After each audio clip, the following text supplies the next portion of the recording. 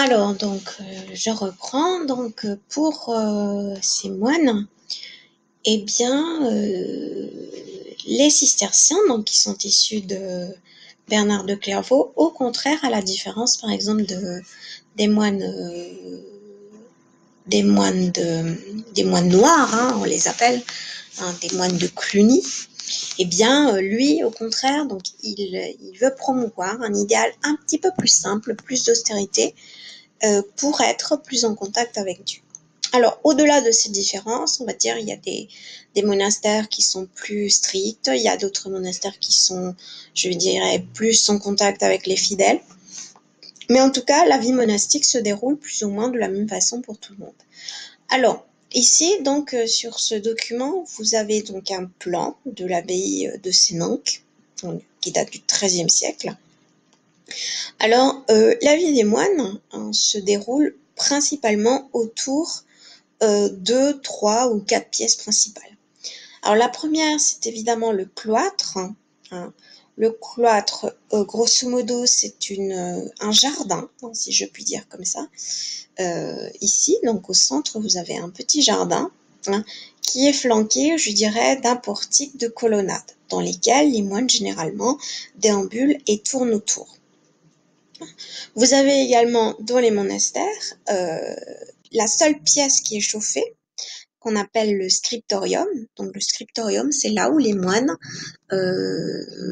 écrivent des livres et gardent en partie leur bibliothèque. Donc ça, c'est très important puisque ce sont les moines, vraiment les ordres monastiques, qui possèdent le savoir et qui diffusent le savoir d'ailleurs à la chrétienté. Donc vous voyez déjà un autre rôle de l'Église, c'est l'Église qui détient les savoirs et la connaissance. Pas uniquement, je dirais, les croyances religieuses et la voie vers le salut, mais c'est également dans ces monastères où l'on conserve véritablement toutes les grandes connaissances scientifiques, je dirais historiques, philosophiques de la société médiévale. Donc ça, franchement, les moines sont donc d'une importance capitale pour la diffusion des savoirs au Moyen Âge. Vous avez ensuite donc ce qu'on appelle la salle capitulaire. Donc en gros c'est les dortoirs où les moines dorment ou quelquefois dans des cellules. Vous avez ce qu'on appelle le réfectoire. Alors le réfectoire c'est tout simplement la salle à manger. Et vous avez enfin bien sûr l'église abbatiale. Vous avez ici donc une image qui vous présente à peu près quelques illustrations de moines. Alors ici, vous voyez, hein, il s'agit d'un moine qu'on appelle un moine copiste. Vous voyez, donc il est assis sur un pupitre dans le scriptorium, donc le lieu où on écrit les livres, et il est en train de écrire un livre ou probablement de le décorer. Alors, je ne vais pas tout vous lire, hein, puisque vous pouvez très bien le faire vous-même.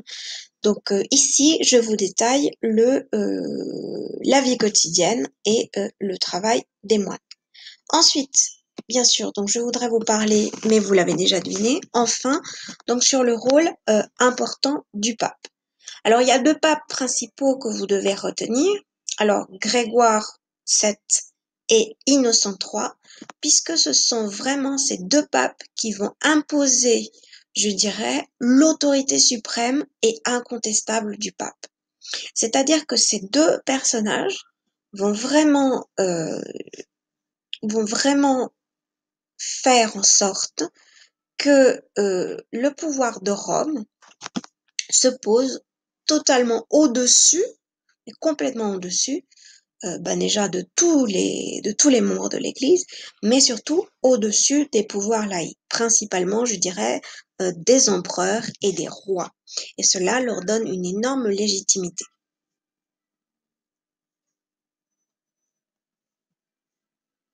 Donc, vous voyez ici, hein, je voulais regarder avec vous,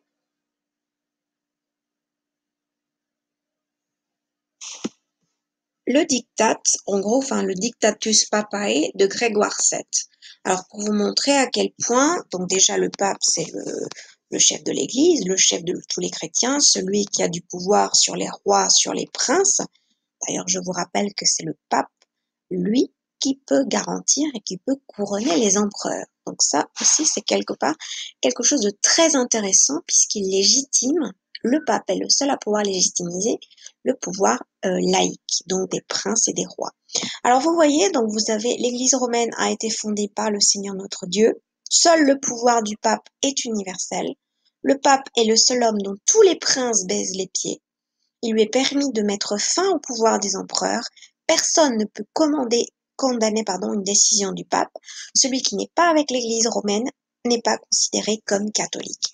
Donc vous voyez avec ce Dictatus Papae, donc qui date de la fin du XIe siècle, vous voyez que à partir de ce moment-là, le pape devient vraiment le maître incontestable de la chrétienté et il renforce véritablement son pouvoir.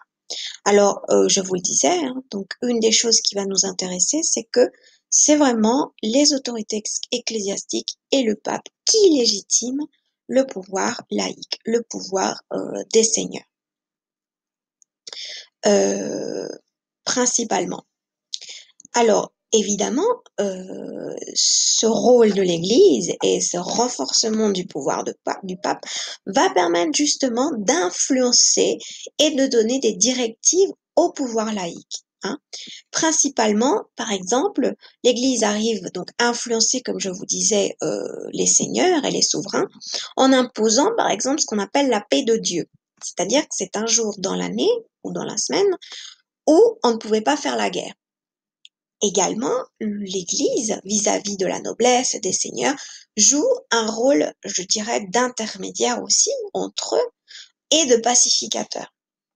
Donc, vous voyez que le pape et l'Église ont un rôle très important.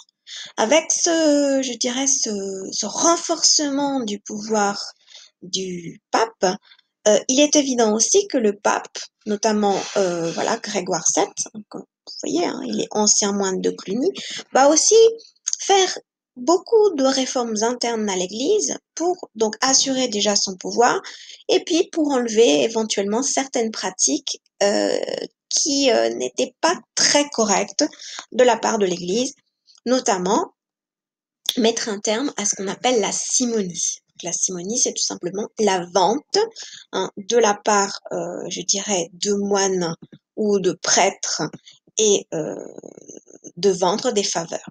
Et tout simplement, ils interdisent aux seigneurs laïcs de mettre en place, par exemple, dans leur communauté, dans leur seigneurie, des hommes à la tête de l'Église. Et enfin, l'Église donc contrôle un cadre temporel et spatial dans lequel vivent les chrétiens.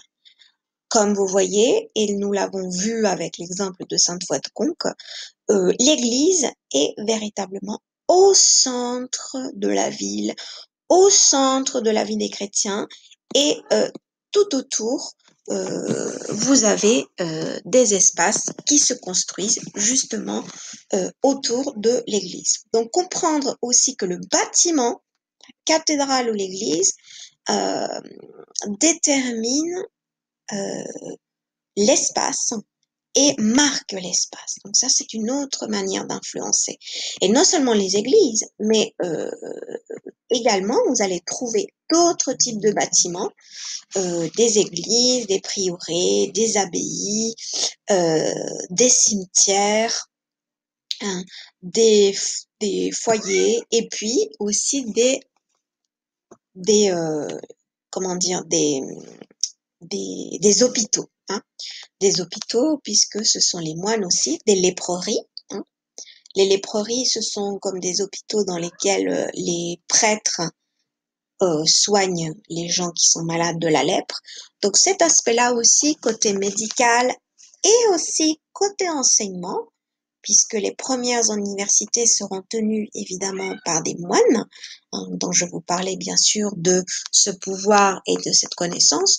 Donc beaucoup de bâtiments non seulement vont marquer l'espace, mais vont également permettre aux gens de se mobiliser et de fréquenter la ville à travers des espaces non seulement de lieux de culte, mais également des espaces semi-administratifs de connaissances, comme les universités, et enfin des espaces médicaux comme des hôpitaux ou des lépreux.